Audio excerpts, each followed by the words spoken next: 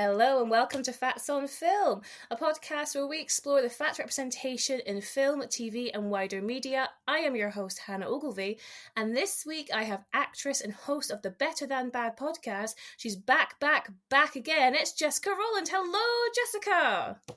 Hey, how are you? I am good. How are you doing? I'm good. I'm excited to be here, excited to come back. Thank you for having me again. Well, I mean, I think when this film came out, there was only one guest that I wanted back on this podcast to talk about it. And I mean, listeners already know what we're talking about because they've clicked the thing to play. But we're talking about Mean Girls 2024. 2024. Hello. How old does that make you feel? Really old. And I mean, what makes me feel even older was when I was sat in the cinema watching this film, there were people around me who had clearly never seen the original because they were reacting to things with such, like, they were gagged by things. And I was like, have these people never seen this film? And I was like, oh no, I've aged. I feel ancient. But yeah, this has made me feel a little bit old. The whole tagline in the trailer being "Not your mother's Mean Girls." Excuse me? Bit rude. Oh my god, is that what it says? It said, "This is not your mother's Mean Girls." I was like, how rude. Outrageous. Excuse me? I was like, I am disgusted by that. Yeah, okay. I mean, that's so interesting because you're right. I can assume or I can imagine mothers who loved Mean Girls when they were like teenagers have gone, oh my god, we have to go see this film because this is like mummy's favourite film when I was younger. And they've gone to see this, and then, you know, mum's going to be able to go, when we get home, I'll show you the original. Yeah. That's really cute. I love the bonding, but at the same time, I'm like, huh? How have you not seen it? Like, it's just such a... I mean, we spoke about it last time you were on, Jessica. Like, this is such a pop culture staple for the millennials, you know? Mm-hmm. It really is, and it has stood the test of time. Like, people still watch it, and young people do still watch it, but there was a big portion of the audience in my cinema screen that were like, clearly I'd never seen it before. But then there was also a big group of teenagers behind me that kept commenting every single time someone was like, literally like, gasping in shock. They'd be like, god, the film came out in 2004. Do you not know? And I was like, okay, so there are people in here who have seen it. I'm not just surrounded by teenagers who've never seen this story in their lifetime, but yeah, that was a shock to the system. And there was one particular bit, I'm spoiling it already. Can I spoil already? No, absolutely, please, yeah. At the end when Lindsay Lohan appeared, and there were nobody reacted, Hannah, except for me. I literally went, and everyone else was like, tumbleweed, and I was like looking around thinking, hello, do we know who this is? It's Lindsay, a legend. And it's Lilo. Nobody reacted. I was like, no, right. I'm going to expose myself right now. No, we're not. I'm because I'm jumping in with you. I fully had tears in my eyes seeing Lindsay. Don't get me wrong. Like, I know she's still doing her thing. The Christmas film that came out a couple of years ago, loved it. But to see her like in the Mean Girls film, you know, and then she has that line about this has only ever happened once before, when it's like the girl on girl, like sudden death thing, and I was just like, oh my god, this is brilliant. This is such a good idea for a cameo. Yeah. And to be fair, I think there was a bit of a reaction in my cinema. I think my cinema was definitely skewed a bit older. I didn't have as many kids in mine. It was definitely at least 20, maybe like 23 plus. Yeah. What day did I go? It was like a Thursday evening I went, so maybe some people were there after like college or school or whatever. But yeah, I was just like, I was shocked when I was sat there and these teenagers didn't react to Lindsay Lohan. I was like, guys, get out.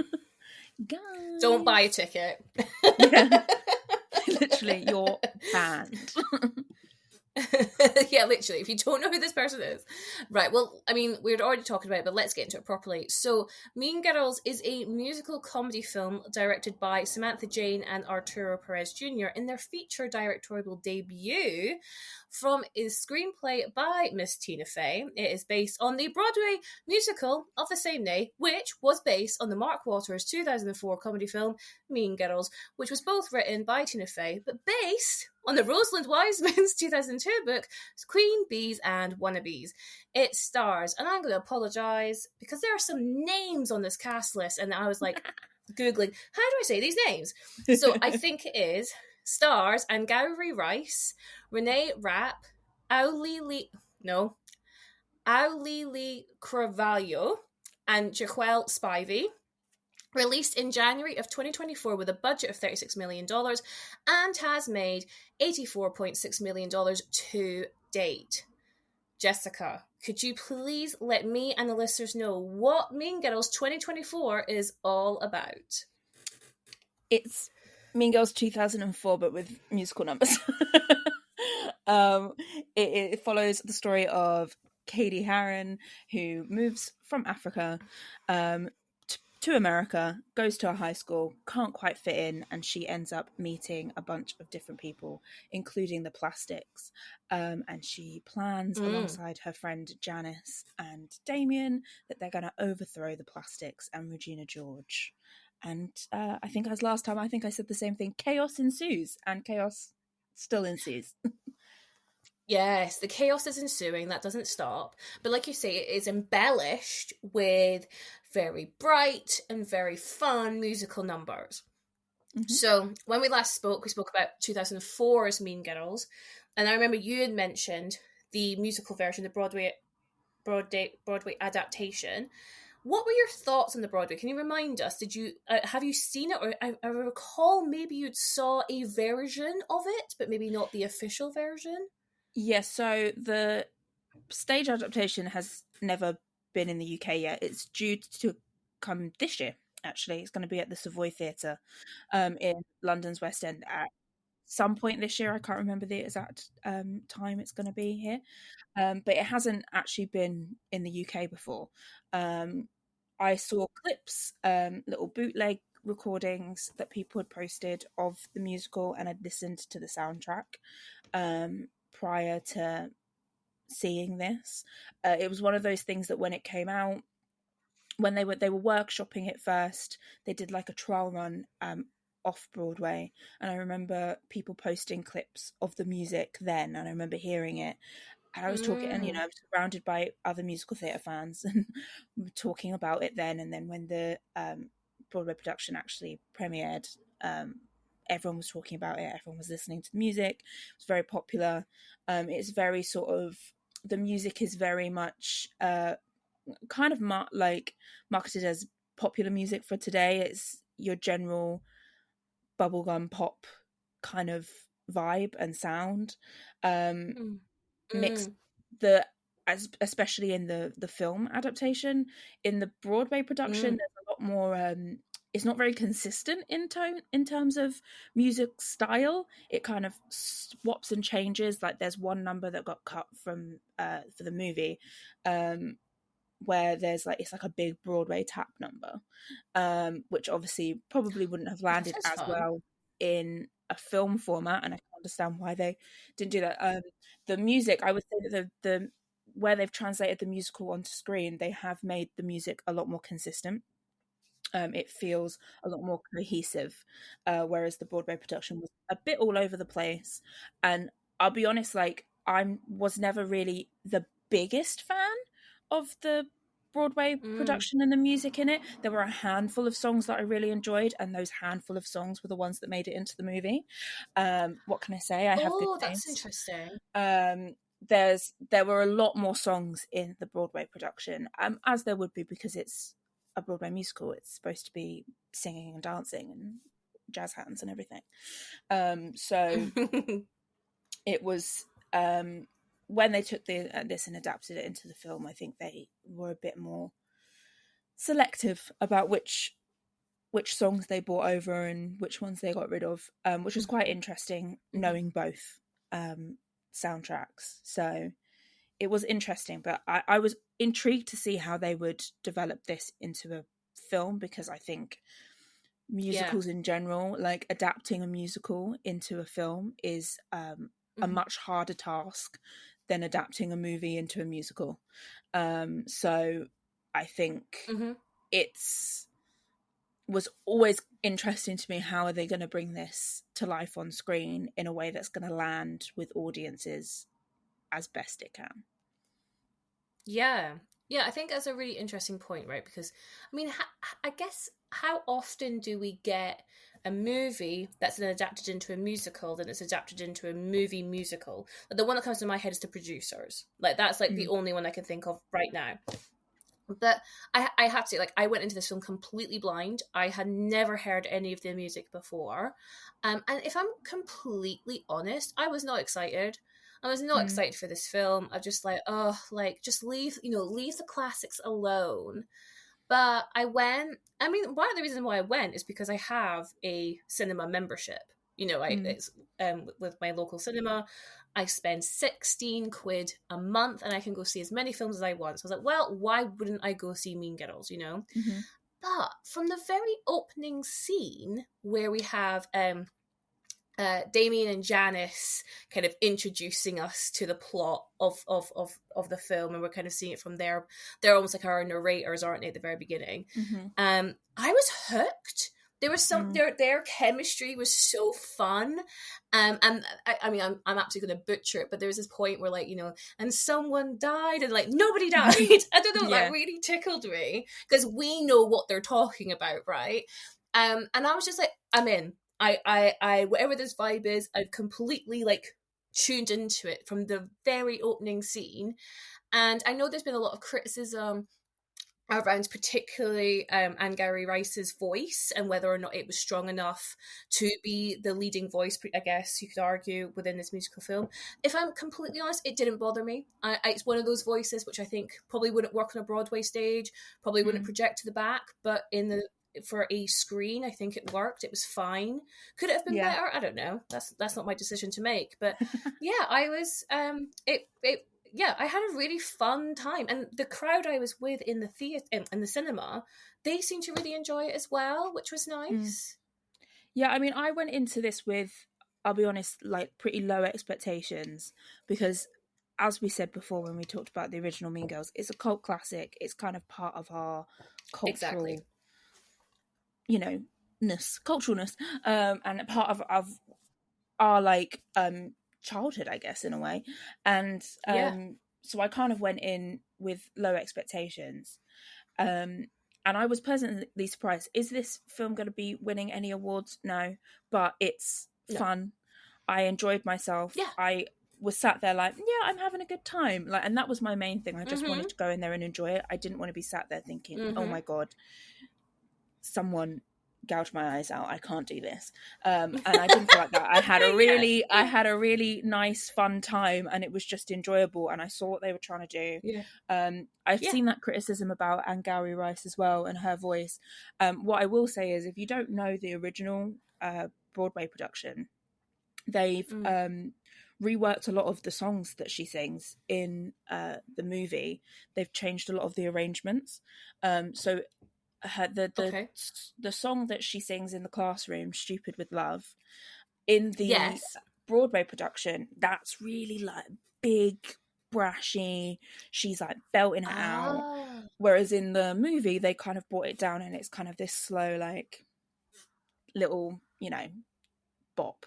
And I actually thought that was quite clever, because it gave her a song that worked for a musical movie format, but also worked for her voice.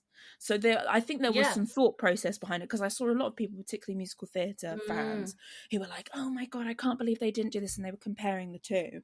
And I was like, one, they're two different formats. You've got one on stage and you've got one on screen, so they work in completely different ways, and also two entirely different voices. You can argue however much you want that maybe they could have got someone who was a little bit more seasoned vocally to play that role.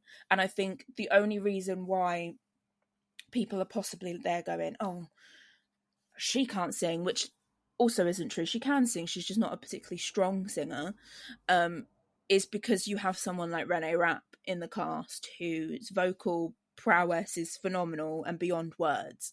So when you have that, and then you kind of see the comparison, if you didn't have such a broad scope, I don't think people would have been that bothered. But they have reworked a lot of the songs. It's not just her songs as well. They've reworked a lot of the other numbers, changed a lot of the orchestration, changed a lot of the arrangements to make it work better on screen. So again, I feel like there was actually some effort put in there rather than them just taking what was done on stage and putting it on the screen and going, I hope this lands. There did seem to be a thought process there about how to adapt this, because it is an adaptation. It's not just the Broadway production that they've filmed, because if you wanted to do that, you just film it in the theatre and you put it out as a pro shot, but they haven't done that. They've actually thought about adapting it. And there were a couple of other little bits within like the direction that I thought were good choices. I just wish they were a bit more consistent. Like in the first couple of songs, they changed the aspect ratio for some of the numbers. So when she's singing Stupid with Love in the classroom, the aspect ratio changes and it kind of gives this illusion of her like imagining that she's singing this song. Yes. It's like a dreamlike quality. Yeah. And I was like, oh, that's really cool. That's a really good idea, actually, because then, and the same thing happened with the song Meet the Plastics when she sees Regina George for the first time. The aspect ratio changed. And I was like, oh, it gives this kind of like almost Chicago-esque quality, where in the film Chicago, a lot of the numbers, they kind of acted almost as if they were coming out of Roxy's head, and it kind of gave that quality. And I was like, oh, this is really cool. But then it wasn't consistent, and so there were other numbers that like it was happening in real time in the real space. And I was like, if you'd have maintained that, I feel like we could have flown along with this a little bit better, if that makes sense. Yeah, absolutely. You know what? And that is such an interesting issue. I think quite a lot of films, not just musical films, but films, but I definitely think you can get this across in musicals, is everyone in the musical conscious it's a musical, or is this happening from someone's mind? And you're absolutely right. Like, you know, like High School Musical, for example. I watched it the other day because it's fresh in my head. But like a really good example, I know everyone takes a piss out of this, but like clearly they're not in a musical, right? They are just going around school, but for the purpose of the audience, it's in the musical format. But then we have oh my god, what's the friend called? I've just blanked. The one who's like, you can't be in musical theatre, Troy. And in the second film, he's like, oh, Chad. I don't dance, and yet he's Chad, thank you. And he's literally dancing. He's like, oh, I don't dance. Like, but you're dancing, Chad. So you clearly aren't dancing. And I understand why it's happening, like from a viewer, but it's getting its point of view mixed up constantly. And I know it's just a Disney Channel film, I know, but it's that it is the same problem. But I totally remember the scene you mentioned when we first see Regina George, and I want to spend some time talking about Regina George, because I think, again, that's probably one of the reasons why this film really worked for me, is I fully bought Renee Rapp as Regina. Like, I love Rachel McAdams, you know, obviously, I'm only human, but I was so impressed with how she was able to make that character completely her own, to the point where I forgot that it already existed in my mind as someone completely different. It was just brilliantly adapted. But yeah, that's the shot where, like, it does feel very much like when Roxy sees oh my god, what's with my names today? Velma. I wanted to call her Val, and I was like, that's not cool enough. It's not Val. Velma, yeah, but when Roxy first sees Velma, it really is this like, she's a star moment. So I totally get that kind of connection. But yeah, it's interesting that they don't keep it up, because then there's other music that happens that's not coming from like Katie's point of view.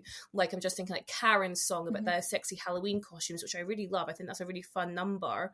But then how is that happening in this film? Because Katie's not there to witness it, you know?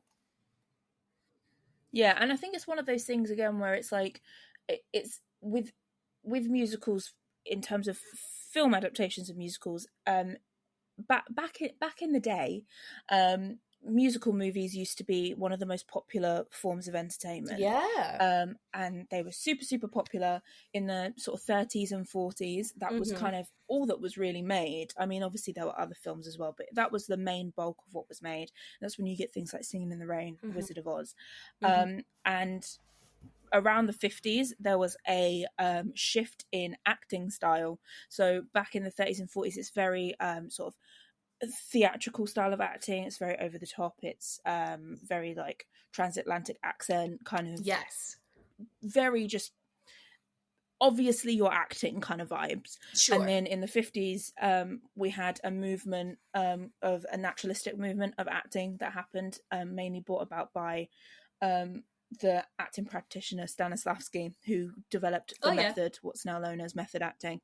And that idea was very much like, you shouldn't be able to tell that you're acting, and that's where we're at now. Like, it's developed so much from there now that when we go see a film, the expectation from the audience is that they should not be able to tell that you're acting. You should just be living it. So a musical goes directly against that idea, because the minute you're watching it and they burst into song, you go, well, this is now a performance. It lands better on stage because you already know it's a performance. Oh, you've and blown so my mind. With a musical, with a musical movie, you have to make a choice, an active choice, as to how you're going to adapt it, in my opinion. Obviously, I'm not, a musical movie director, so people are welcome to disagree with me, but I do think you have to make a choice as to whether you do the sort of Mary Poppins thing, and the recent sequel of Mary Poppins, where they kind of went all fantastical and all in, and it kind of had that theatrical quality of acting that was across the board. Or you do a La La Land, which had a very naturalistic approach to it, but also a naturalistic approach to the songs. A lot of the songs were very spoken sang, which kind of gave this idea that they weren't like just bursting into song, it was just coming from within. And so you have to kind of make a choice. And so when I saw them making those choices in terms of the changing of the aspect ratio and things like that, I was like, oh cool, we've got people who are aware they're making a musical and are aware that they need to make it in a certain way that's going to relay to the audience what's going on. And then they just kind of switched and changed, and I was like, if it had been more consistent, I feel like potentially it would have landed better. Musicals in general are quite a hard sell for general audiences. I always say to people when they say to me, I don't like musicals, I'm like, one, you're boring. Two, if you don't like musicals that much, it's probably because you've only seen movie musicals. If you went and saw it on stage, I can guarantee you that you'd enjoy it more, because you're already aware it's a performance. When you watch something in the film version, you're like, oh, well, you don't just burst into song. And it's like, we know. Yeah. You're not telling me anything new. We know. Yeah, we live in the world. Like, we know that. And it's interesting, because I've never even considered it from that point of view. Because for me, I love a movie musical. I love a stage musical. I fucking love. My favourite film of all time is Moulin Rouge. It is a terrible stage adaptation. I was so disappointed, but the film is awesome. And I loved it. I love Mamma Mia. I love both the film. I love the stage. What other musicals do I like? Hairspray. Really like Hairspray. Like, I am a musical gal. But for me, when I watch it, I just subscribe to it. I'm like, right, we know this doesn't happen in real life. We are going on an adventure where this is really fun and silly, and that's what I quite liked about the Mean Girls one. Like, I think with them, is it Stupid with Love, that the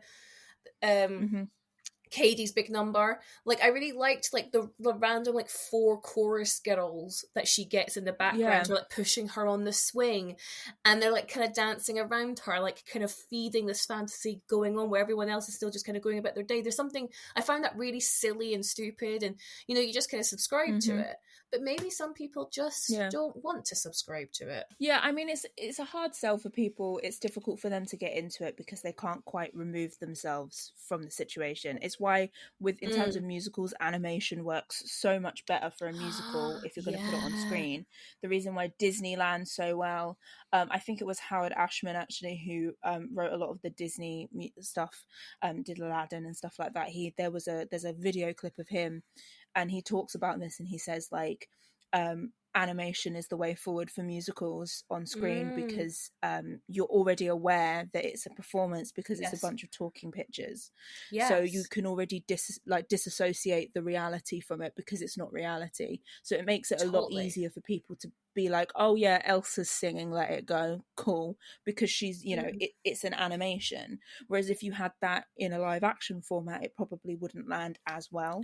But I think it does land when people commit. You mentioned Moulin Rouge, they commit to this bit of it being a little bit ridiculous. Like the whole thing, even in its sad moments, it's all very ridiculous.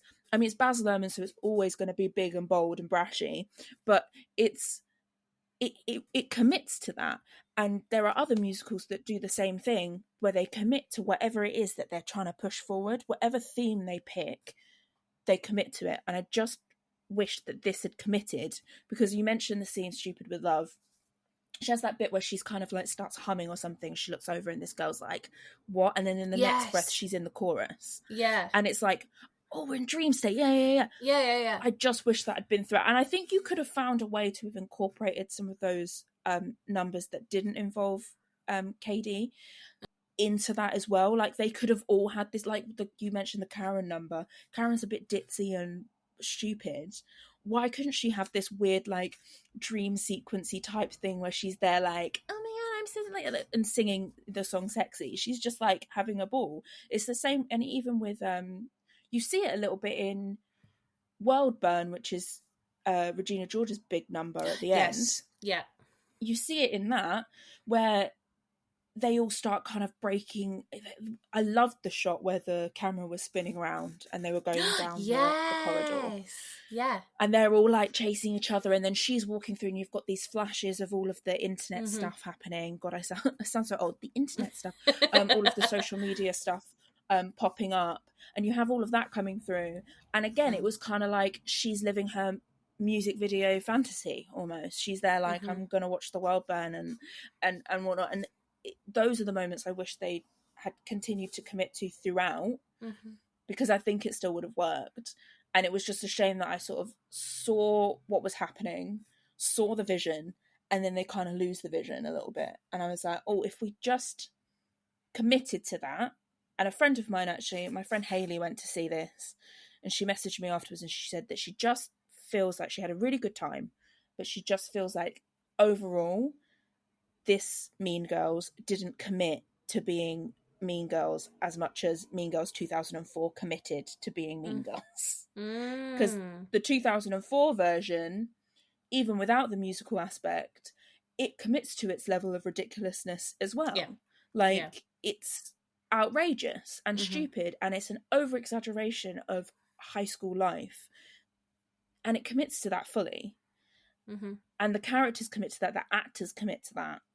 And I think that's a really important thing as well, that actors all match in levels of committing to the slight ridiculousness of it all. Whereas I don't feel like the actors all match that in this one. And that would just been personal preferences of the way they wanted to play it, absolutely fine. But all of the actors kind of matched that level in the original. And I think it made you buy it more, because you were like, oh, we're on this ride together.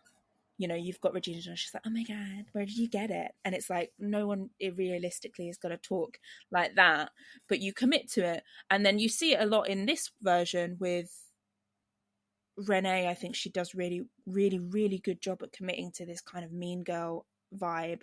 I do think that there was an element of her characterization in this, which I don't actually think was Renee's fault. I think it was more a script choice where she just felt almost too mean, dare I say. Because in the original, I don't know about you, but in the original Mean Girls, Regina George is kind of quite charismatic, and she's mean, but she gets you back on side. So she'll do something and you'll go, that's horrid. But then all of a sudden she'll find a way to get people back on side. She's a master manipulator. Yeah. And you see a little bit of that in this one, but less so. And I just feel No, like agreed. that's a major characterization that we kind of missed I agree. from her. Yeah, because as much as I, again, love Renee Rapp, think she's brilliant in this, but you're right, she did come across as like a bully, like a full-on bully, where like I wouldn't necessarily call Regina George a bully. She's just mean. What does Janice say?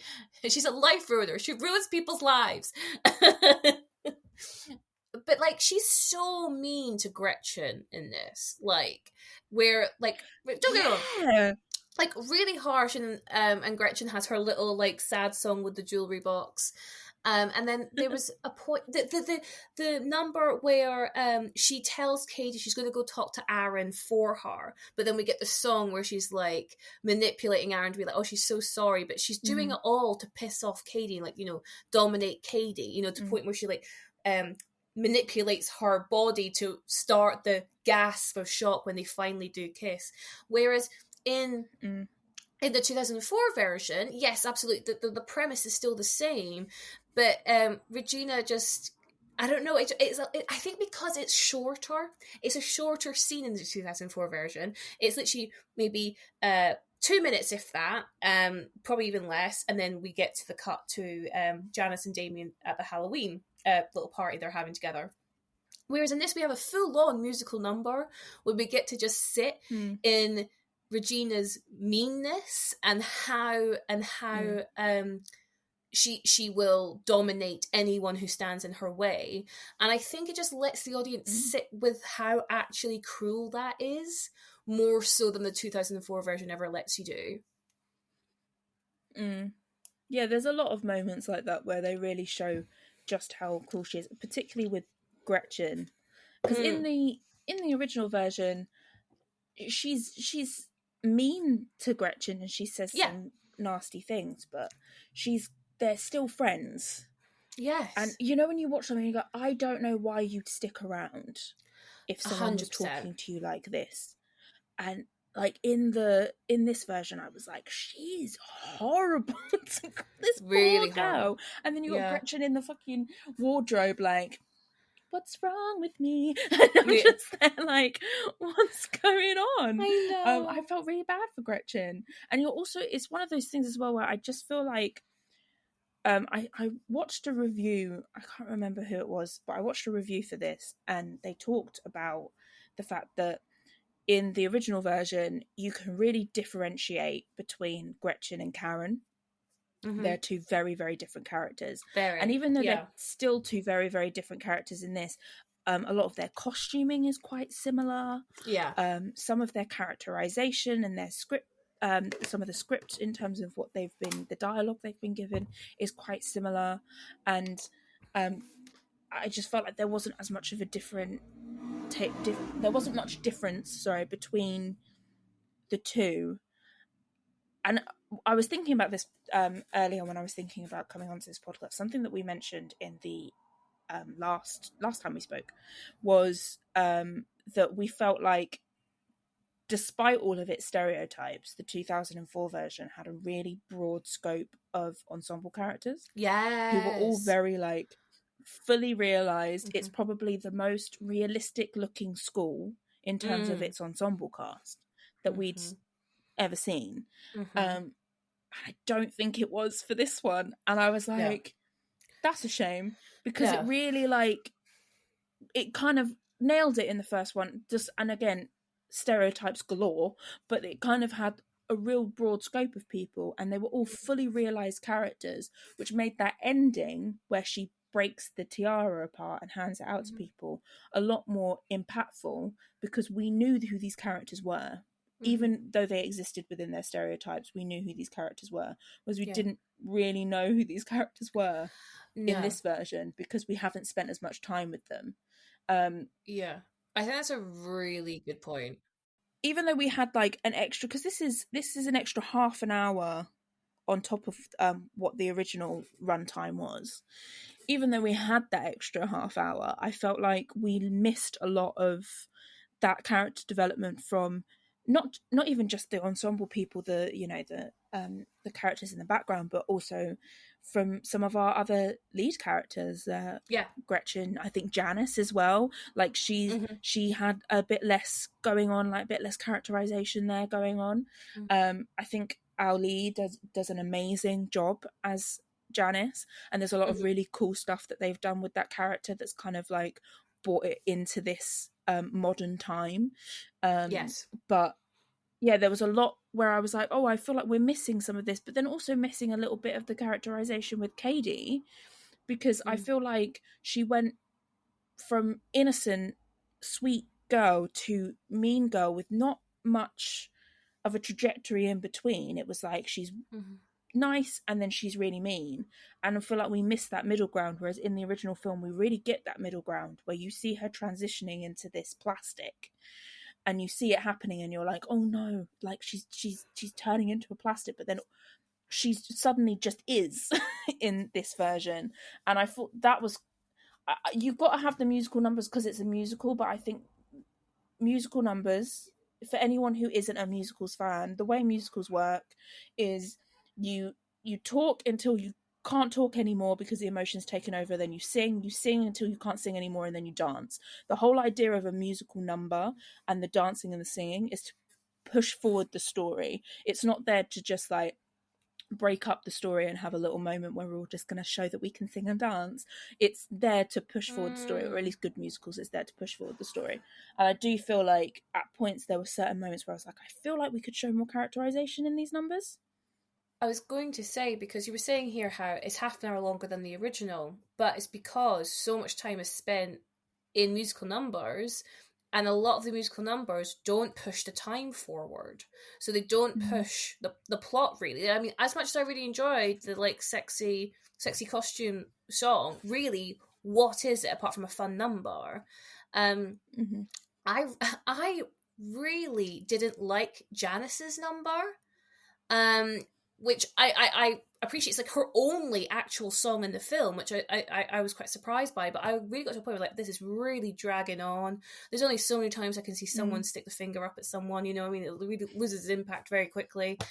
And I thought like within that, because you know, you mentioned there about the the side characters that we meet in the original, and you know, there are some great lines, hilarious lines that we have from that ensemble cast. You know, like, you know, Regina George went to punch me in the face. It was awesome. Like, we don't really get that, you know, we don't, because we see her throughout the film, right? We see her throughout the school year that we're watching, but we don't get the same in the 2024 version.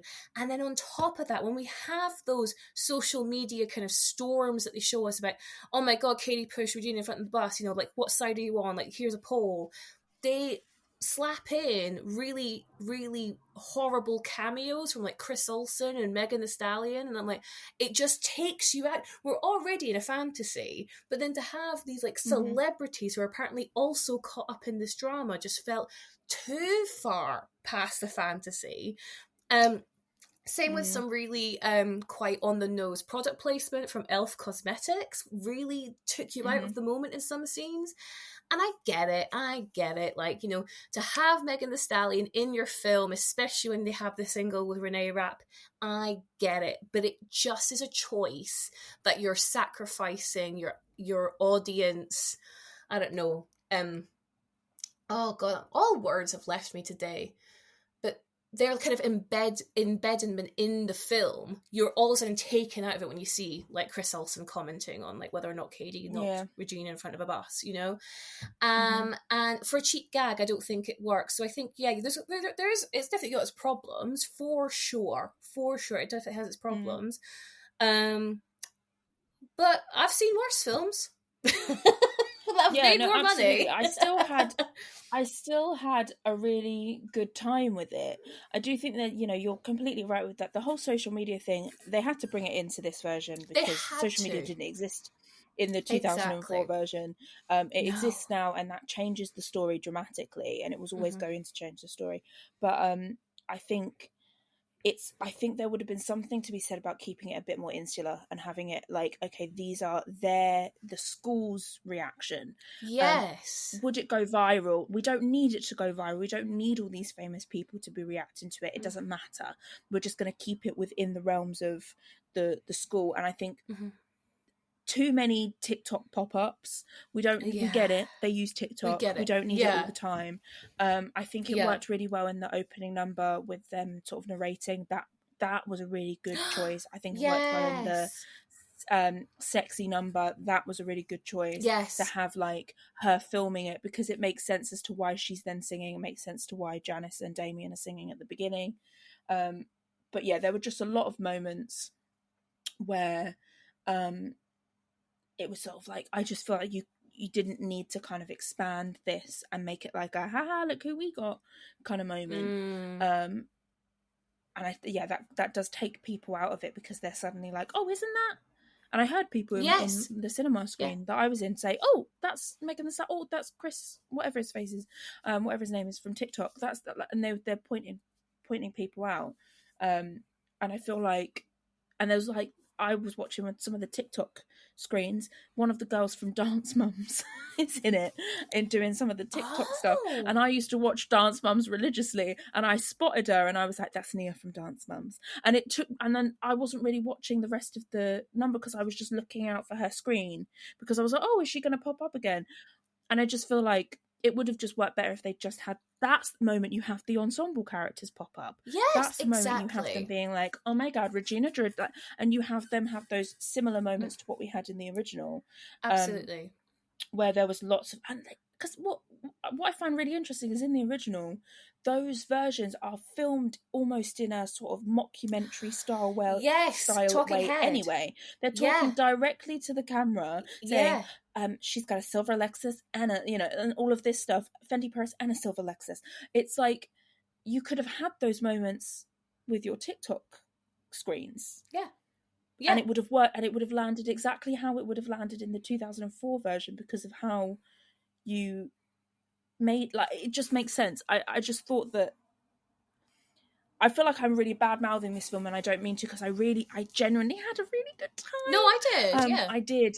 I honestly, I really enjoyed myself, and I just think that it's worth noting that there were just a few inconsistencies with how they presented it, because I genuinely, but ultimately, I guess the thing is, they were going out of their way for you to have a good time. So if I've gone into the film and I've had a good time, then they've ticked the box. So it doesn't really matter about all of those little inconsistencies, because I think the aim clearly was for people to have a good time. I remember watching an interview with Renee Rapp, who's been absolutely unhinged in this press tour, insane. Which I absolutely adore. Loved She's it. so funny. She turned around, she was like, look, we're making a movie version of a musical of a movie. We're not saving lives. Like, this is ridiculous. And I was like, that is so, like, this is such a good attitude to have, because it is ridiculous. Like, it doesn't matter. It really doesn't. I had a fun time. Exactly. You already mentioned, like, the original is already ridiculous. Like, that's the whole point. It's such a ridiculous film. They've then made a musical version of it. They have then made a movie. Like, of course, like, it's ridiculous. But I guess, like, to your point, like, we are of an age where we cannot help but compare it to the original, because the original is so close to our hearts, as we've discussed in the previous podcast episode. But yeah, I think let's take this moment, because the whole reason why I have this podcast, Jessica, is to talk about the fat representation in film.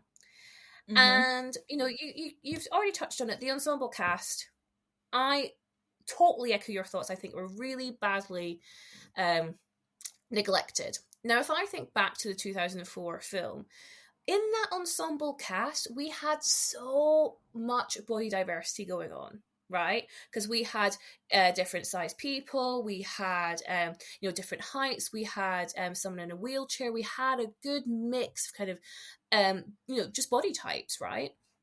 Mm-hmm. And then we also have Damien. And then I'm like going into this film going, we're 20 years later, right? 20 years later, representation is much more at the forefront of people's minds.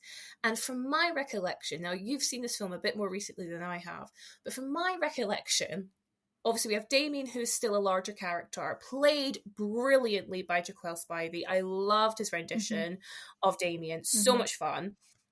And then there is a slightly curvy chorus girl. And that's all I could remember off the top of my head. Can you remember any more? No. Generally, is that no. it? I think that might be it, unless I really wasn't looking. And again, something that the original version did was that you couldn't help but see all these people because they had their little moment to shine. Exactly. And maybe these people, there might have been people in the background that didn't quite get that same moment, but for the most part, it did seem to be just those two. And and it's one of those really quite slightly frustrating things, because obviously we talked about how in the original version there's a lot wrong with it in terms of its representation of people, but it still had those people in it, right? And then you get to this point, 2024, and you think, oh, we're, like you said, it's at the forefront of people's minds, and then you see that where it seems seemingly has been reduced down, and you go, are we any better, or have we got worse? Yeah. Like I sat there and I went, have we actually got worse? In an effort, it almost felt like, and this is just me, this is not based in fact, this is just an opinion, everybody, do not jump on me, but it almost felt like they couldn't put these fat women in here without ridiculing them, because in the original they're in there and they're ridiculed, and it almost felt like they couldn't put them in there because, well, what are we going to do with them?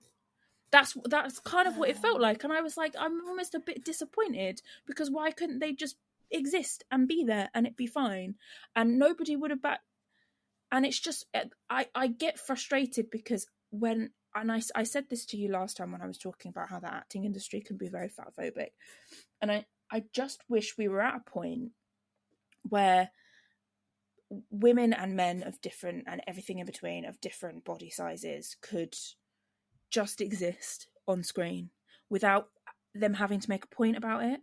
And that's what I love about the Damien character so much. They don't make a point about his weight at any point in the movie. At no point is it mentioned. In the original version, it's not mentioned at all.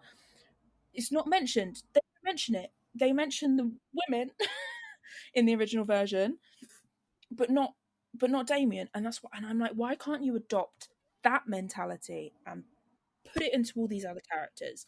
And I'm not saying that I don't think it was a conscious choice. I don't think they sat there and went, we can't have these people in it, because even though I just said, it almost felt like that, I don't think it was necessarily them sat there going, we're not going to put any larger women in this, because then what are we going to do with them? It was probably just not even a thought process in the first place, which in its own way is a little bit insidious, because it's like you have to make efforts for representation until we're at a point where everything is just a natural occurrence and you don't have to think about it. At the moment, we're not at that stage. You have to think about representation and you have to make mindful choices. It's not like blind casting, it's mindful casting. It's thinking about where you can place people in a story that's going to make sense, but also have people be represented. And I just felt like maybe it was something that just in the whole situation just kind of got like thrown to one side and didn't really, and I just don't think they thought about it. It felt painful in a way. It felt like, oh, is it just, you can't pick on them so they're not going to be in it? But I don't think it was that. I just think it was like not a thought process. Yeah, I do hear you. There's a reason why this podcast exists, right? This podcast exists because I wanted to highlight how much work, Hollywood, the film and TV industry, us as audiences need to do when it comes to our unconscious biases when we see people of size on screen, right? That's literally where I came to. So of course that means we're going to highlight the bit that we'd love to no longer have to highlight. And I find myself in a really interesting position where I'm like, I'm wanting what you said. Like, I just want people of all body sizes to exist on screen and no comment be made about them. No insinuation of their character's been made unless they say it, But But at the same time, by having to do that, I have to then highlight where we have this poor representation or lack of representation. Because until we get to a place where that's more normal, we have to call it out. And then I saw today on Twitter, so the film Argylle has literally just released. I think the embargo for the critics must have dropped today. I know exactly what you're going to talk about. You know what I'm talking about. You're on the Twitter. And some bloke, I have no idea who he is, gave it a good rave review, was calling it the actors for the performances, and the last line is something along like, Bryce Dallas Howard is phenomenal, steals the show, and it's like ... and can we just say how brilliant it is to see a beautiful curvy woman in a role like this. Now I think a lot of women, because I saw it because a woman I follow had responded to that, that's how it came up on my feed, and I think a lot of women, that left a really nasty taste in the mouth, because it's like, first of all, who the fuck are you? But then I didn't know what to say, because on one hand, I agree with him, okay? I agree. It is great to see that Bryce Dallas Howard, who's not got the typical standard Hollywood, leading starlet body. I think it's shit that that's what it's classed as, but it is. That's the reality we currently live in. I think it's great that she has a leading role in an action film. Genuinely. I think it's awesome. It's one of the Jurassic World films. But why is that part of the review for her performance? I think he genuinely thought he ate with that as well. It was like, oh yeah, look at me, I'm just going to say this. But I also think a lot of people were going, oh, you can't say this. And I do agree with that. He shouldn't have said it. I don't think it was coming from a malicious place. I think he was genuinely look, they've got... It was like, it almost felt like it was that kind of like, oh, it's great, we're making steps. I posted a little tweet on the Twitter, where I basically said, because a critic had written something responding to that tweet, and then I responded to theirs. But I basically turned around and said, an actor's career, particularly a female actor, is so connected to what she looks like, and I really do believe that a huge step in stopping that from being a thing is that the standard within reviews is that you don't mention what the person looks like. And I mean any person. I don't want to, because I see it across the board. I see it with women, I see it with men, where they're like, oh my God, they looked so hot on screen. I don't need to hear it. It doesn't matter whether you think they looked hot or not. It really doesn't matter. You can say that to your friends. You can turn around to your mates and say, oh my God, I saw this film and they looked so amazing on screen. They were so fit. You can say that. It doesn't matter. But in a professional review, you should not be mentioning what these people look like on screen. And the only reason for that is because we exist in this space where actors, our looks are put at much of a higher standard to what we do than our actual ability. So you have to, it's just one of those things where I think it needs to become like a standard, and it's a step to stop the industry from going, oh, because the industry looks at critical acclaim, they look at box office numbers, they look at all of those different things. And if critics are saying, oh, and it was wonderful because they looked amazing on screen and they all looked all sexy and gorgeous or whatever, and then you've got audience members who, they might not necessarily read the reviews, but they might see other things, other reactions that are of similar mind. Oh yeah, let's go see this film because they all look really hot in it. An example of that from the recent last year was Saltburn. When that came out, everyone was all talking about how hot Jacob Elordi looked in it, and it's like it made people want to go see it, and it's like that becomes almost a marketing. Yeah, that's another one. And it's if it became less of a standard to talk about it, from a critic's perspective at least, you can't stop the general public from expressing whether they thought someone was fit or not in a film. Like that you're never going to stop that. But at least from a critic's perspective, and then it becomes less of a critical element of a film and its success. And then I'm not saying that will change Hollywood straight away. It won't. Hollywood won't change until we start to see some sort of new blood in the CEO positions. The Hollywood is going to remain very similar for a while until that happens. But at the very least, it stops putting so much pressure on it. And I just think from an actor's perspective, if I'd done this whole process of being in a film, and I'd, whatever film it was, whether it was an action film, whether it was a drama, whatever, and I'd go and read a review, which I know a lot of actors don't, but if you went and read a review and the first thing you see is looked awful on screen or even looked amazing, like, yes, that's lovely to hear. I love it when people say I look gorgeous. That's great. Everyone loves a little compliment. But if that's the only thing they're mentioning and that's the critical part of their review, what are we doing? Like, it's exhausting. It's really exhausting. And to, like, bring it back to Mean Girls, I know we were going to talk about this later anyway. In terms of, like, Renee Rapp, there was a lot of chatter about her body size for playing Regina. And I remember when the trailer got released, the first trailer, and I remember seeing this person and I was like, when you just stare at a tweet in shock, like, are we really doing this? They were like, they've hired a plus size Regina George.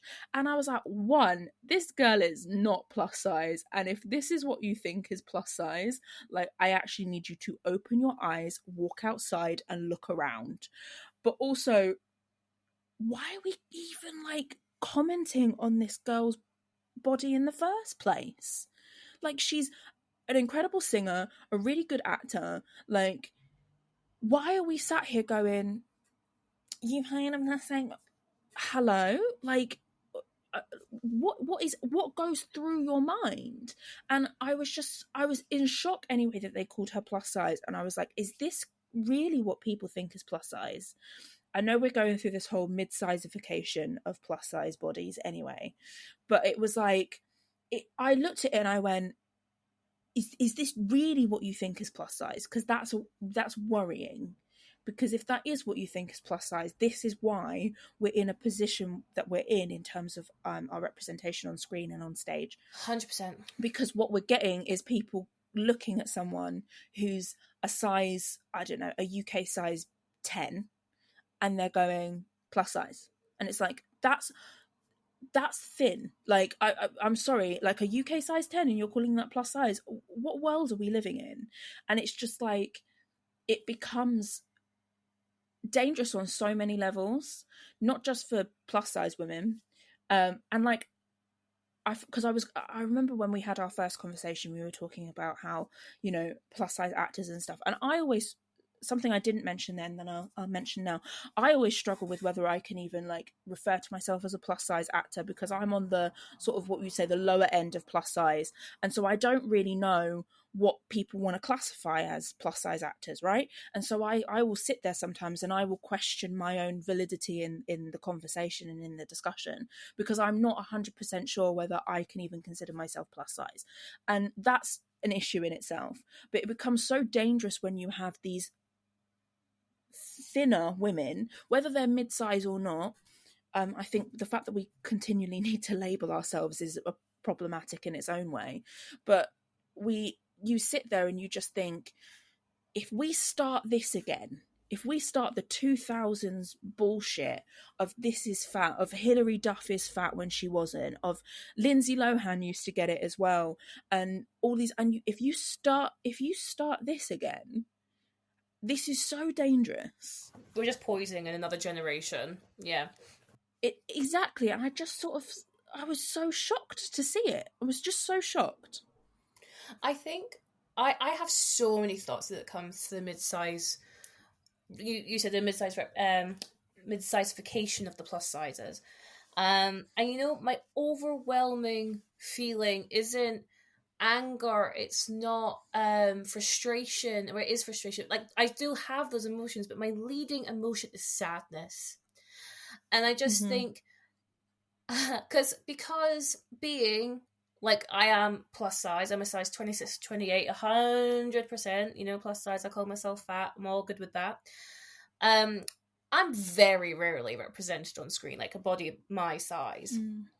And so when I see Renee Rapp, for example, being called plus size, because I saw that too. I saw that faux outrage on that too. I was like, but that's a normal looking woman. And I think if you are size 10, 12, 14, 16, you are in the middle of the straight sizes, hence the phrase mid-size, that must be really warped to unfold in front of you. You're being told by the media, you're being told by fashion magazines, by clothing brands, that you are not thin, you're not plus size, or maybe you are to some people, depends who you ask. So it must be so invalidating. Like you mentioned there, you don't know where you sit. This must be such an invalidating experience. Now, you're right. I wish we didn't label, but we do. And actually, as humans, we like to label. We like to put people in boxes. It's how our brains work, right? So yes, we're going to assign labels to things, but it becomes so toxic. And the box of what is considered straight size or thin or slender or whatever the word might be has become so narrow to exclude the vast majority of people. And it's now meant like, I'm not in any way a psychiatrist, I'm not a specialist, but the body dysphoria that is going on, and it's enforced body dysphoria, right? We are constantly being told, size 12, size 14, size 16, that's not thin, you need to be thinner. Like, I see some of these TikTok girlies, I'm very much on TikTok content creator, and I see women who are clearly very small, like obviously small, and the comments they get is horrific, and I'm like, fuck me, what is the goal here?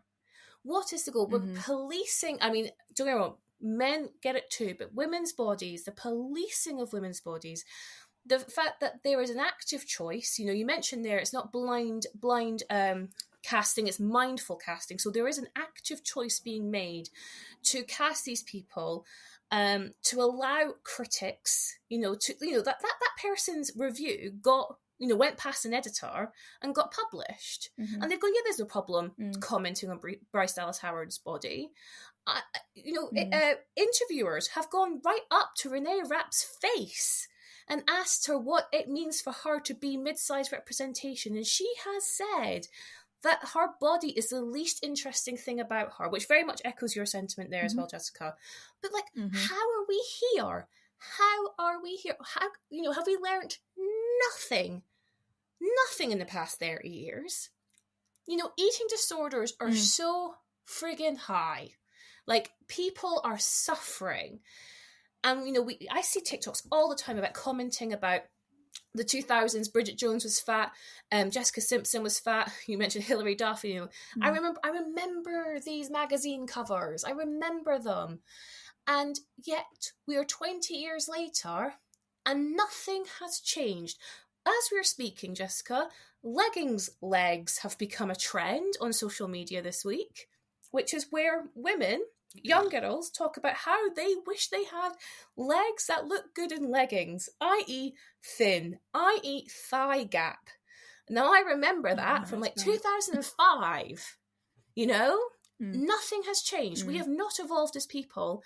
And it is the problem, the reason why I'm so passionate about this is that this isn't just a passing comment.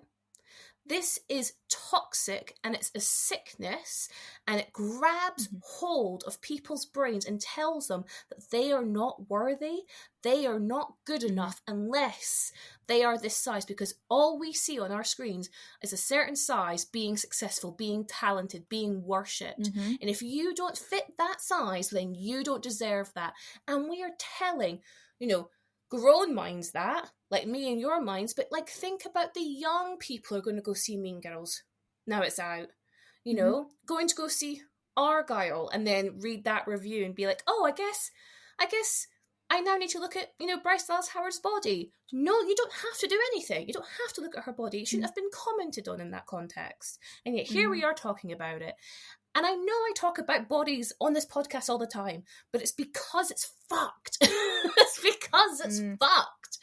And I don't know how we move past this, because it feels like we're going backwards. It really does at the moment, and it's very depressing, if I'm going to be completely honest. But there's like a lot of, it's just like what you said there about it kind of getting in people's heads, and it's so difficult to overcome that. And whenever I talk to you, Hannah, I seem to have a little vulnerable moment with you. I guess we've bonded over that. But it's like this kind of idea of like, I've never quite gotten over that, and it might be because I'm involved in this industry that it makes it a little bit harder. But I still have those thoughts now, even though I try really hard, and obviously I comment on it as much as possible and sort of say like there should be more representation and whatnot. But even now I sit there sometimes and I go, oh, maybe, you know, if I want to be successful, I just kind of need to lose a bit more weight. And I still go through those motions. I still go through those motions quite regularly, quite frequently. I have those thoughts. And it's really difficult. And I just don't think people fully grasp how difficult it is for people to overcome those things. And you know, you mentioned Renee Rapp interviews and how people are, how does it feel to be mid-sized representation? And I remember seeing, I think it was a Teen Vogue interview with her, or some publication like that, who were like, oh, you know, your mid-sized representation and all this, and she was like, what? And the reason I sort of looked at it and I was like, I looked at and I just thought, this girl's been very vocal about the fact that when she was on Broadway, she had an eating disorder. She's been very vocal about how during her teenage years, she had an eating disorder. And this is the comment you want to make. You want to make the comment about her body. Like, can we not do our research? Can we not think? Just have a little... And the other thing as well is that immediately when you exist in a body that is different from what you usually see on screen, you are immediately labelled some kind of representation or activist, which is an attitude that kind of needs to go away. Just because you're plus size does not mean you're a plus size activist. Just because it doesn't mean you speak for the community. Exactly.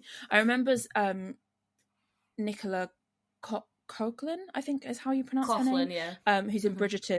Coughlan, who's in Bridgerton, and people were asking her about her body, and I remember her putting out a tweet being like, if I needed to lose weight for a role, I would. If I needed to gain weight for a role, I would. I'm not my body, basically, was what she was saying. She was like, I'm an actor, I'm not my body. And I thought it was a really interesting comment to be like, well, why are you, the minute you see me and you see my body type and you immediately go, oh, she's representing everybody, and she you know, she's this that, and it's like you're attaching this idea to people immediately, and you're saying they speak for everybody. And then what always happens is that you get moments like with Rebel Wilson, where Rebel Wilson lost a lot of weight. She released her clothing line, and the clothing line only went up to a size large, and people are like, oh, you know, how dare she? And I was like, it's because you've assumed that this woman speaks for a particular community when she's not made any indication of that at all. You've just assumed that because you wanted to believe that she was the representation that you wanted to see, and it's just it sets a dangerous precedent. And it continues to evolve. And I felt like we reached a really cool point. And it's like the goalposts always move with bodies. Yeah. It's capitalism. It's all it is. It's how many products can I sell you? And we, you know, back when we were younger, it was super skinny. You think of 90s and 2000s, it was that heroin chic. It was that really thin, ultra thin look. Then we moved into the 2010s, and it was the Kardashians. It was big bums, hourglass figure kind of vibe, which again was in its own way unattainable. And then alongside that came this movement with the plus size community, and this idea of fat acceptance, where people were really trying to push it forward. And then we've now reached this point where it's almost as if like people's tolerance for it has just reached a point and we're going backwards. And it's like, I just don't understand why we I just don't get it. Like, I don't walk around and go and look at someone and go, oh God, look at them. Oh God, look at their hair. Oh God, they're fat. They're this. I don't do that. I just go about my day and talk to the people because they're people. So why is it that we can't extend that to anything else? Why is it that people can't do that? Why is it that people feel like they have to comment on people's bodies constantly? Like, why are we talking about this? And like, obviously you say, you know, you talk about it in this podcast and it's bad, but it's because it's to raise awareness of like how ridiculous it is. Like in a way, we're sat here, we're having this discussion and we're saying how ridiculous it is, and maybe there'll be people listening to this going, yeah, this is kind of stupid. Well, it's only stupid because we keep doing the stupid thing. We keep talking about people's bodies constantly. Literally. And it just doesn't make sense. The fact that people were talking about Renee Rapp's body, one, she looks amazing anyway. Like, she owns every aspect of her being. She just like owned that screen. She was so like, she's so confident and so sexy with everything she does, and it's incredible. That aside, she's phenomenal in this film, and you want to stand there and go, oh yeah, what's it like to be mid-sized representation? Boring question. I'd be asking her, how did you learn to sing like that? How long did it take you to get up to this stage? Was that like, you know, ask her about her art. Don't ask her about, you know, what is it? Oh, how is it to be mid-sized representation? Shut up, man. Like, just let the girl be. The reason one of the reasons I think, instead of focusing on the incredible, like, deep, meaningful chats about, you know, her talent, her skill, you know, how has she been able to adapt a performance from, you know, stage to screen? That's a really interesting question, right? You know, she did both. All these kind of questions, they go to the most superficial one. And it's also, to put my little feminist hat on, it is to completely undermine her as an intelligent being. Because that kind of, I mean, any kind of performance, any kind of, you know, acting performance, musical performance, any kind of job requires some level of intelligence. And if you're going to reduce, you know, the co-lead of this film, an established, revered actress, singer, Broadway performer, to her body, that is it's so patronizing, and it's intentional. And if you also think about how she has conducted herself in interviews, you know, like, she comes across as the most unmedia trained person in the world, and I love her for it. It's so refreshing. You know, say it, fucking say it, you know. There are people who want to put her back in her place. Like, oh no, you know, young woman, you don't talk about this, you are just a body.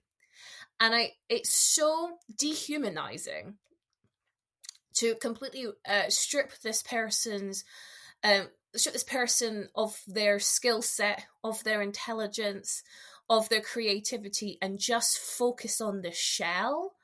It's an absolute conscious effort, and I think it's disgusting. And I'm just like, I'm just so infuriated that is still the norm. You know, I don't know if you've seen it on your algorithm, but like, there are a couple, at least two, I don't know what their names are, but there are at least two men who come up on my algorithms quite a bit, and they're always revered as these incredibly thoughtful interviewers. Like, they ask like the really most in-depth questions of, you know, to actors or to directors or cinematographers, and they always get, you know, the person interviewing is like, oh, that's such an interesting question, I'd love to answer that.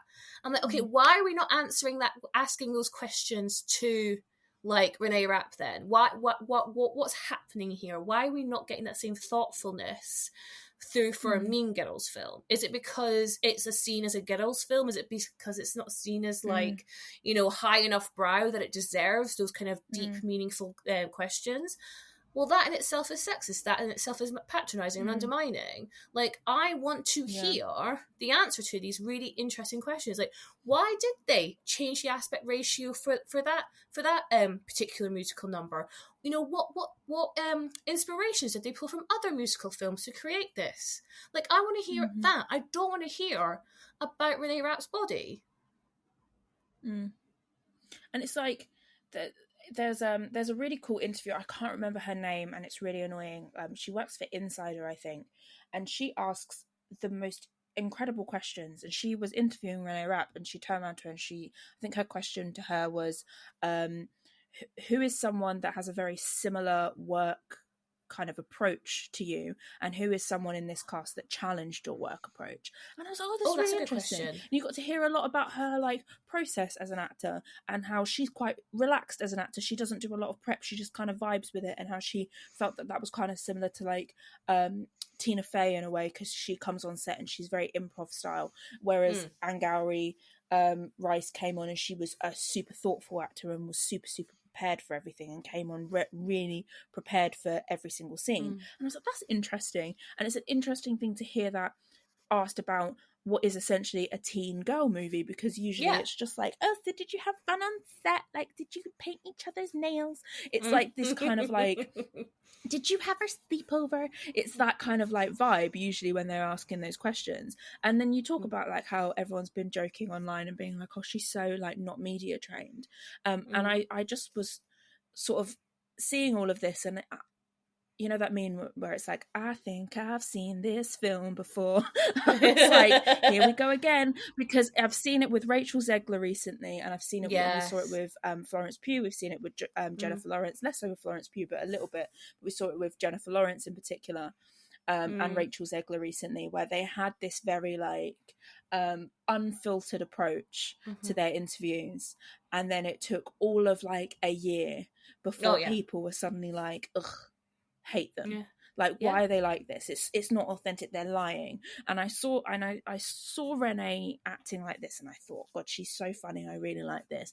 But there was this part of me in the back of my head that was like, next year I would honestly put money on it that at some point towards the end of this year or the beginning of next, that someone will start some trend about how they actually hated her. And they knew all along, and everyone loved her, but they knew that she was like not right, and it will be completely unfounded and completely unjustified. And I was like, I would put money on this, because it happens every single time.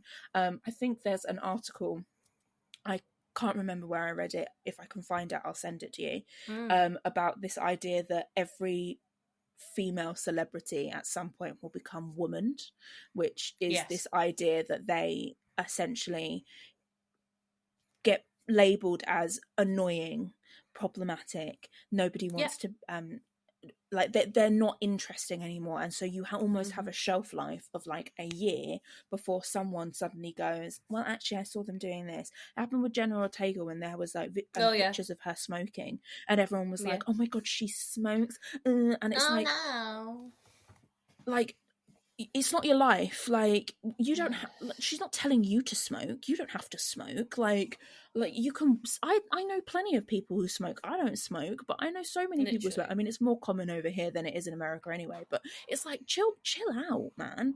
And it happens to all these people, and it's so frustrating. And I was seeing all this stuff with Renee Rapp, and everyone's like, I love her, and I really worry that that's what's going to happen with her, because I do think she's great, and I think she's so talented vocally.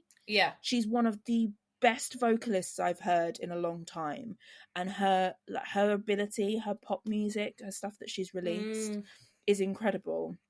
She is genuinely so talented, and you just sit there and you go, what's going to happen? And it's like, I saw it with Rachel Zegler, who I love. I think she's super talented, and you just see her post these things being like, I just don't know what to do with my life because everyone seems to hate me. And I'm like, how is this girl just like, she's practically fresh out of high school, and she's just had these lovely experiences handed to her, very similar to Renee Rapp. And it's like, why are we suddenly on these people's backs like this? I mean, it is sexism. We know it's sexism. I was going to say, it's just constant. It's constant. I mean, we love to put women on pedestals to knock them down. Like, we love to watch them fall. And I mean, I think that's, if you are someone who enjoys that too, if you don't like Rachel Ziegler, for example, or you didn't like Jennifer Lawrence when it was popular to not like Jennifer Lawrence, you need to ask yourself why you were like in that. Why did you enjoy it? Why did you subscribe to it? Like, what was it about her that pissed you off? Because I promise you, it won't be born out of reality. It'll be born because someone said, oh, it was really annoying when she kept on saying all she eats is pizza. That's not a reason to dislike someone, to the point where she's bullied and she goes into hiding for X amount of years and she barely does interviews anymore. You know what I mean? Like, that's awful. We did that to a young woman. I mean, I know she's like our age, isn't she? She's like 30 something, but it doesn't matter. But, like, you know, she grew up in the public eye. It happened with Emma Watson. God, poor Emma Watson. You know, what a horrendous upbringing she's had. And I'm just like, Lindsay Lohan, Griggs. You know, bring it back to Mean Girls. Yeah, just Miley Cyrus. Like, these women who are like, oh my God, aren't they so talented? You know, Lindsay Lohan had us in the palm of her hand. And then at some point, someone went, yeah, she's too much. You know, let's start putting her in some shit fields. I mean, obviously, I know she had her own troubles with like substance abuse and stuff, but then at the same time, can you blame her? She's been a fucking child actress since day dot. It's just messy. We just love to watch these women fall, and the media. People just like to watch people fall, and I mean, but I think very easy to get dragged along into it.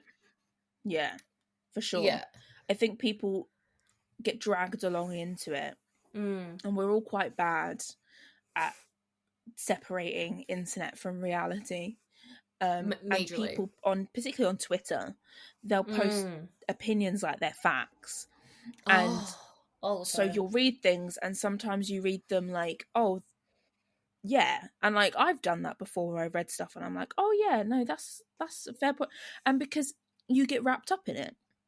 And then all of a sudden, someone will question you, and they go, "Well, why do you believe that?" And then you go, "I saw it on Twitter," and you realise how stupid you sound. And you literally go, because I've literally had that before, where someone pulled me up on something that I was commenting on, and they were like, "Why did you believe that?" So I had it before where someone pulled me up on something that I'd said, and they were like, "Well, where's your information from?" And then I sat there and I went, oh my God, lol, all my information is from Twitter. Oh, literally, yeah. And I had to turn around and go, you know what, fair enough, you got me. You got me. And I apologised. And I was like, yeah, sorry, no, you've called me out there and you've made me realise that I actually don't know what I'm talking about here. And I'm sorry. Literally. And I had to like bite the bullet with that and be that person. But I was like, that is kind of embarrassing. But it is one of those things where people just, we just get wrapped up in things because I don't know. Have you ever read that book? Oh my God, what's it called? This is going to annoy me. So you've been publicly shamed, I think is what it's called. Oh, John Monson. And yeah, I remember reading that and it being like, these people just get dragged into this mess and people just dogpile on them because there's just this like innate little thing in our brain where we find that somewhat fun and find that interesting, and it's like, oh, the rise and then the fall, and people are almost waiting for it, and I just find it really insidious. Like, why wouldn't you want people to be happy? I just don't get it. But like, no, I know, and a lot of it is it stems from jealousy, and it stems from this place of like, why do they get the nice things? That's because of capitalism. Again, me every 5 seconds, the problems of capitalism. But it's like these people get like, have all this money and all these nice things, and it's like, why do they get it? Like, what's so much better about them that I don't get to have that as well? And so when they mess up in any little way, people latch onto it and they're like, ha, see, you don't deserve this. And it's a jealousy thing, it's an envy thing, it's and it's just horrible that we're at that point. And I just think that there's so many things in the world that's wrong, so many, and there's so much going on at the moment that when I see people commenting, like, to bring it back to our original point, when I see people commenting on like people's bodies, I'm like, is this really the biggest issue that you can think of right now. Yeah, it's like, all they've is got. this really what you're gonna, is this the hill you're gonna die on? Like, really? Of all of the things to talk about. Yeah, I mean, as you were talking then about coming back to the John Ronson book, it comes from jealousy. Like, I often think that, I mean, it's hard in the moment because, you know, getting abusive comments and DMs is incredibly tiresome. But when I'm able to kind of pull myself above it a minute and actually think about the psyche of someone that, you know, the psyche of someone who feels it's appropriate to leave those nasty messages, I go, oh, it's because that's all you've got. That's all you've got on me. Because you don't know me as a person or my character or my morality from a, you know, minute-long TikTok. But all you can see is that I'm fat. And so that's the only thing you can come at me at. So if I'm like, you know, I don't know, posting a really nice outfit, you know, that's my thing. I love fashion. I like posting outfits. People don't like it. Some people don't like it because it's like, how are you comfortable in your body and I'm not comfortable in mine? How have you got the confidence to wear that, but I don't have the confidence to wear it and I'm thinner than you, so I have to tear you down? Or an even more nuanced comment that comes up every so often, and I honestly, I want to like eat this up because I'm like, this is fascinating. It's when fat people come in and bitch at me. And they'll go, I'm also fat, but I don't think the world should change to adapt to my needs. I just need to lose weight, and that would mean I was healthier. You should do the same. I'm like, okay, first of all, you do you.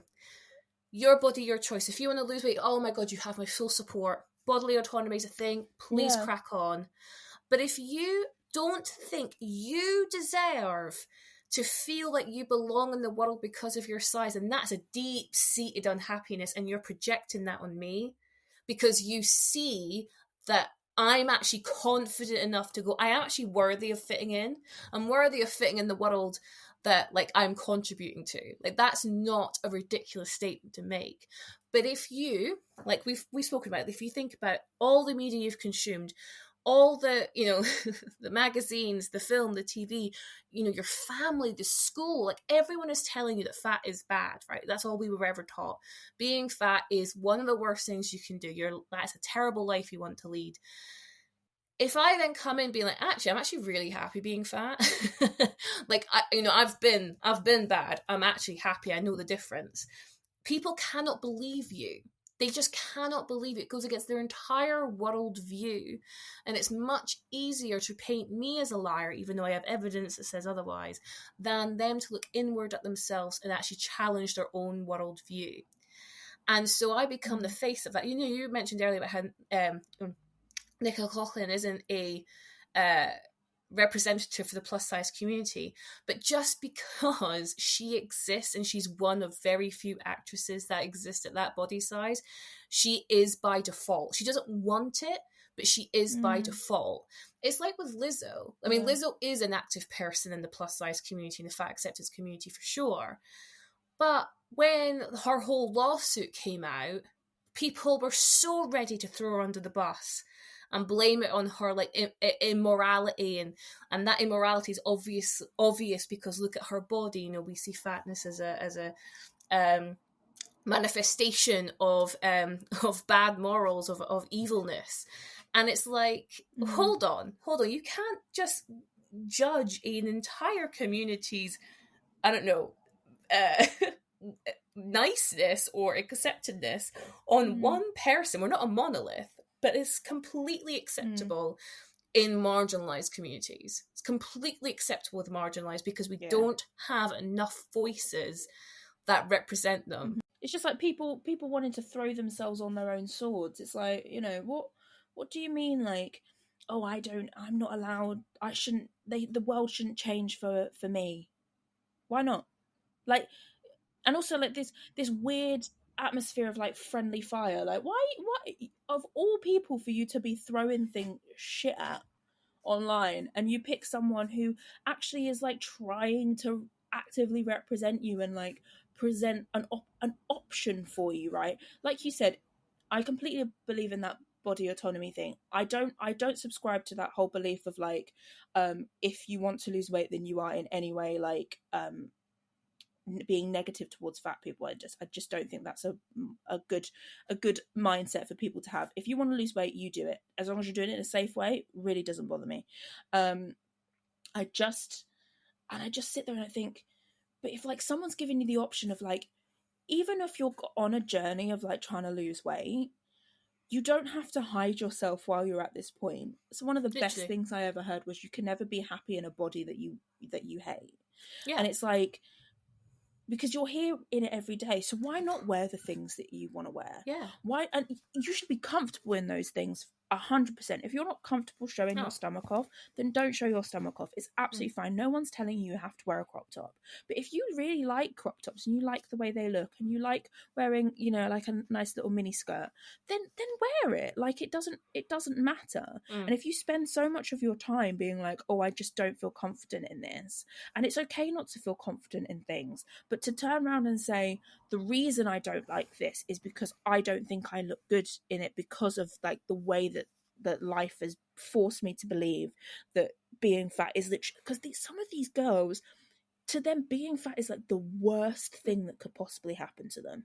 They would rather die. I get comments and like it's that. Like, yeah, and it's baffling to me. Like, is this really the worst thing? And like, there's so much to unpack in the fact that like, people just digestive systems are different. Like, some people are bigger because that's like literally like the way their body's built. Like, let's just chill out. When we assume that the only reason people are of a certain size is because they're lazy, it creates this whole problem.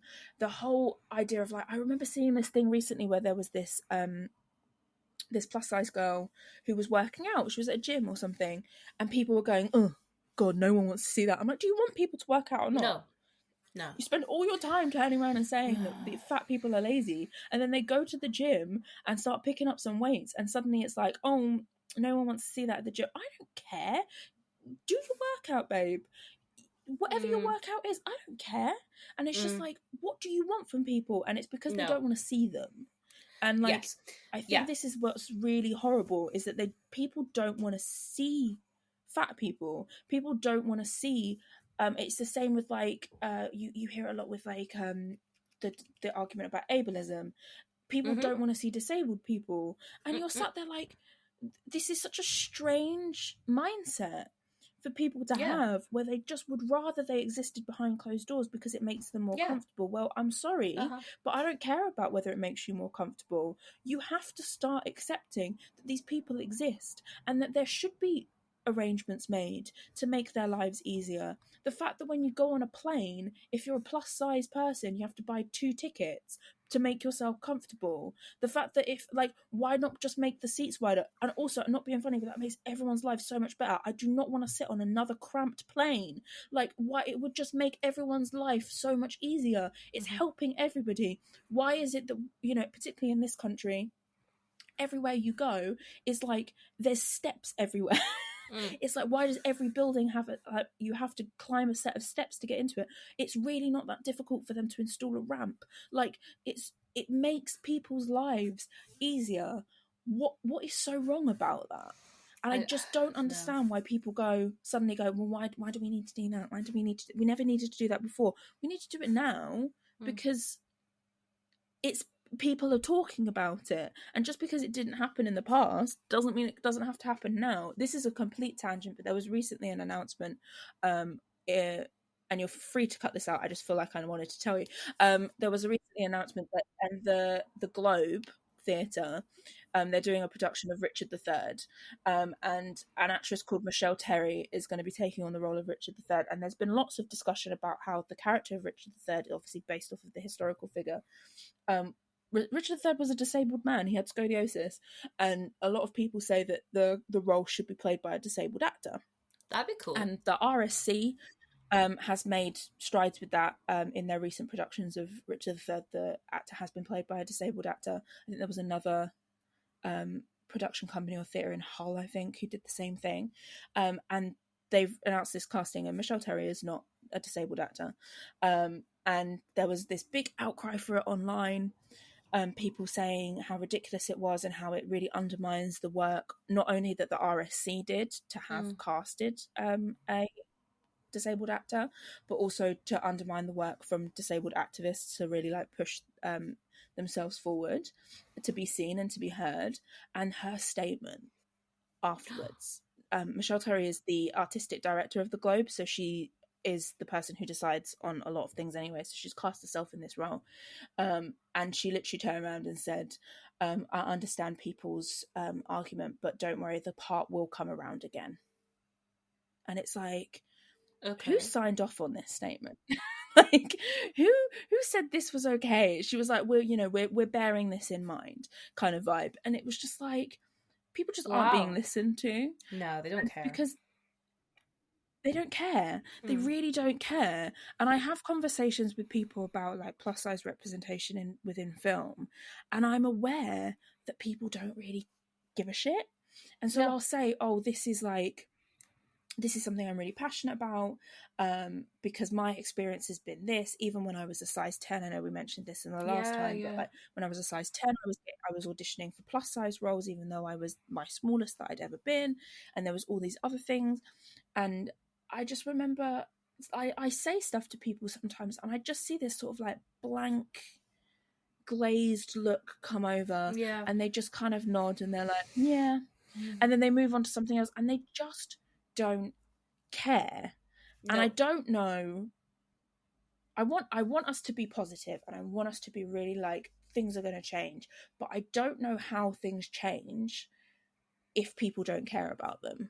And that's why I think something like this, with what you're doing with this podcast, is really important, because it shines a light on it, it gives a voice to the problem, and it makes people realize, oh, actually maybe that is bad. And I've listened to some of your other episodes, and you talk about different things. It's like, and about the experience of seeing it, and why the representation doesn't land, and why it's makes people uncomfortable. And maybe it gives voice to people, and they can sit there and they can hear someone else's experience, and even if they are sat there going, oh well, why does that bother you, just get over it, they maybe can sit there and it starts, the cogs turning, it's the ball starts rolling, and they start thinking about these things. It's the only way to do it, is to be that person who's constantly saying like, oh no, this is wrong, but it must be so tiring. And I really, like, I must say, Hannah, I really admire the stuff that you do. I see all of your posts, and I think, and I know, and I've seen some of your stuff on Instagram where you've shared some of the comments that you get, and I just think you're so like able to deal with that. And I'm sure you have moments that it gets to you and stuff, and I know for a fact that you have people around you who help you with that, but it's just like, it's a big burden to bear. And I really do admire the work that you do, because you just need people to be able to put a voice to the concerns, and to the it's like, I really liked I read the post you put about finding your wedding dress, and how you're not losing weight for your wedding, and things like that. And I was just like, I just think that it's like, if you put something forward, and you put words to a feeling, and you allow people to see that, then I do think it can bring about change in the end. I just wish that we didn't have this constant 2 steps forward and then 5 steps back. It's just like, we get so far, and I'm like, yes, and then I'm like, oh no, we're back where we started. Okay, we're gonna go again, and then we're back, and you're making we're making little steps all the time, and we are seeing changes. Because there would have been a time where, we talk about mid-sized bodies, there would have been a time where you wouldn't see any mid-sized bodies on screen at all. So we've made the step. That's cool. We've made those steps. Great. So now it's like trying to push forward, but you're really, at this point, when it comes to bigger bodies than the mid-size range, you're really pushing the boundaries of what people are willing to accept. And that's where it becomes like a bit of a struggle for producers, I would imagine, and these big CEOs, is because they sit there and they go, well, we don't want to risk people being like, oh, I don't want to see that. They would much rather see a thin actor have a transformation and be bigger than see like an actual bigger bodied person, because that's more comfortable in their brains, even though you're still seeing a arguably fat body, even though they might have put a fat suit on or they might have gained weight, because in their heads they're thinner normally, it becomes more comfortable for them to watch. And it's just like this constant weird like cycle of like, you've got to try and push the boundaries, but a lot of the time these film production companies don't want to push these boundaries as much as they should. And like, you need people who are willing to go, I'm going to make these stories, I'm going to make this stuff, and I'm going to really push it forward, and it doesn't matter about the money, it doesn't matter about how much profit I make, we're just going to keep trying to push this and push this and push this, and then eventually things will change. And that was a really long tangent, but it's that idea of just like, we need to encourage people to keep pushing that boundary and not kind of always shying away from it. And I think the film industry in particular needs to constantly be pushed towards that, which is why it's important to recognise that even though we've made strides and there's some interesting stuff happening within this film, the representation of bigger bodies was not as... arguably was worse than in the original, simply because they weren't existing in this film. And there was some really cool stuff, and you mentioned the guy who plays Damien and how they were amazing in the film. Excuse me. And then all these other little bits and pieces, and even with Renee Rapp playing Regina George, would she have necessarily played Regina George had this been made in 2004? Probably not. And it's like, that's a little step forward, and there are differences and things in terms of that, but I just think it's really important that we recognise when things haven't done a good job, and we're comfortable enough to say, look, I had a really good time with this film. Absolutely. I had a great time. I think Tina Fey's great. I think she's really good at what she does. And this is not a diss towards her at all, but here's something that could have been better. Like, it just could have been. I think it's interesting that, isn't it? Because on the amount of times I have said on this podcast, 5-star film, one hand for fat representation. Like, I think this is something that people really forget when they watch films, is you can like something and also have a problem with it, Speed. Speed's a 5-star film in my eyes. Are there any fat people in it? There's 1, 2 who dies. So I think there's like 2 fat people in Speed, right? So I could be on this podcast going like, okay, 95 film, should have had better fat representation, 100%, don't like that one of them dies. Okay, still 5-star film. You know what I mean? Or, for example, Oppenheimer. Oppenheimer, some of my favourite films of last year. 5-star film. Do I wish the women were better in that film? Yes, I do. But I can still appreciate it's a good film. And yet I think that statement, that kind of being able to recognise it doesn't fit every box I want it to fit, because what we're talking about, plus size representation, is still something we don't talk about at all. So I would love it if a film took it on, but I'm a realist, and I go, it's not going to be at the forefront of people's minds. So I can go, okay, I really enjoyed this film, I had a really fun time, I wish there were more fat people in it. So when we come to the ratings, I think I gave like 2.5 or 3 stars on Letterboxd, but I mean, I'm going to spoil my own rating. I'm going to give it 1 Hannah for fat representation. Like, it's possible to have 2 scores of something when you look at it from 2 different perspectives, right? You know what, Jessica, I'm not going to lie to you. I did not expect this episode to be this long. I thought this will be like a really cute, hour-long episode, just to be like, I'm current, listeners. I watched a recent film, not a film from 20 years ago. But we've spoken about so much different stuff, because this is the power of cinema, right? Like, this is the power of film, because it gets us talking. And I absolutely, like, I want to bottle that up and, like, have it every day. I love the conversations that come out of this podcast. They just are just so exactly why I started doing it. And I love it when people message me and go, I hadn't thought about it from this perspective before. And I go, exactly right. This is why we talk about it. This is why we talk. And the thing is, like, don't get me wrong, I think probably 90% of the films we've done on this podcast have been from a negative point of view. But when we talk about those positive ones, oh my God, it's just, it's like, I just want to eat it up. But at the same time, like, we don't have to deeply analyze everything, you know.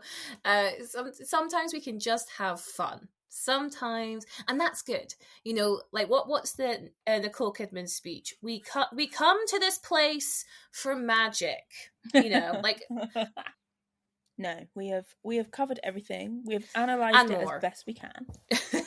and more and gone on many a tangent. We were just here for chats and vibes. I was going to say we were catching up as well, to be fair.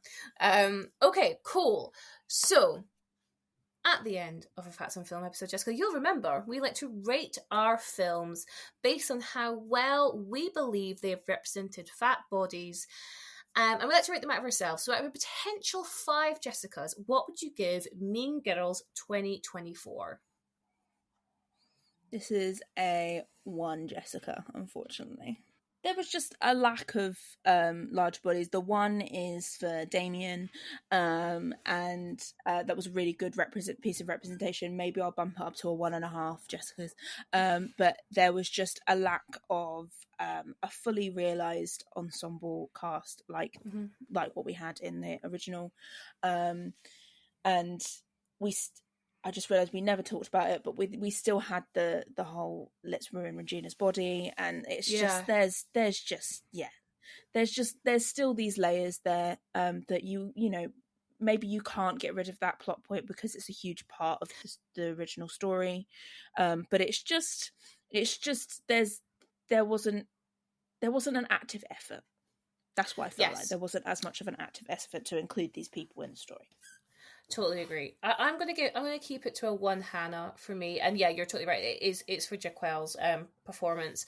I think Damien, or at least I think Damien in both films is a real source of like levity, obviously, and like the high camp value, but also like you mentioned it earlier, like there's never a comment about their size in both films, you know, the one 20 years ago and the one this year, like, which is amazing. And what I really liked actually in this version is that he has like a little summon in this one, like there's eyes for someone across like the canteen and at the dance afterwards, and I was like, oh, that's amazing. You know, we see that he's seen as attractive, you know, he's seen as a catch, and I love that. And also, you know, Jaquel's obviously incredibly talented, not just in acting, but singing and dancing, and incredibly charismatic person. So I just think it's like a really solid showing. I'm just gutted there isn't more of it. Yep. Yeah. My sentiments exactly. Perfect. Okay. Well, thank you so much, Jessica, for coming on the pod once more to really get into the nitty-gritty of Mean Girls 2024. And also, I have to say, like, your insight into why people don't like musicals, or at least movie musicals, versus why they might like them on stage because of the kind of acting style, that really blew my mind at the beginning of this. I was like, oh my God, I never thought of it like that. So thank you. That was awesome insight. Could you let me and the listeners know where they can find more of you and your work? Yes, so you can follow me on Twitter or X or whatever you want to call it now, at Jess_Rolland. You can follow me on Instagram at Jess Rolland. I have a podcast called Better Than Bad, which will be returning this year, and Hannah will be making a little appearance on it. Boop, boop, boop. We won't tell them who we're going to be talking about because we're going to keep that a secret. Yes. But that will be coming at some point this year. So you can follow the pod at Better Bad Pod. And then I do have to take a moment to plug. I am currently in pre-production for my short film that I've written. We'll be acting in, and we'll also be directing. We're doing all the things. We start filming this month. We're recording this in February. So if you want to follow along and see all that stuff, you can check out my own social media, but also we have some social media pages for the short film. It is at Heat Short Film. Oh, that sounds awesome. Congratulations. That sounds really fun. Thanks. Okay. Yeah, I'm excited. You should be. That's such a cool project going on. Okay, well, the links to all of what Jessica's just mentioned will be in the show notes below, so please check them out, give them a follow. And if the listeners want to find more of Fats and Film, we have an Instagram at Fats and Film and Twitter as well. That's also at Fats and Film. I'm really bad at updating Twitter though, so I apologize. And then you can follow me at Queen Bee Says on Twitter, Instagram, and TikTok. Oh, and you can also email me. If you want to email me, you can email me at fatsandfilm@outlook.com. Thank you so much for listening, everyone, and I will catch you at the next episode. And remember to stay fat. Woo!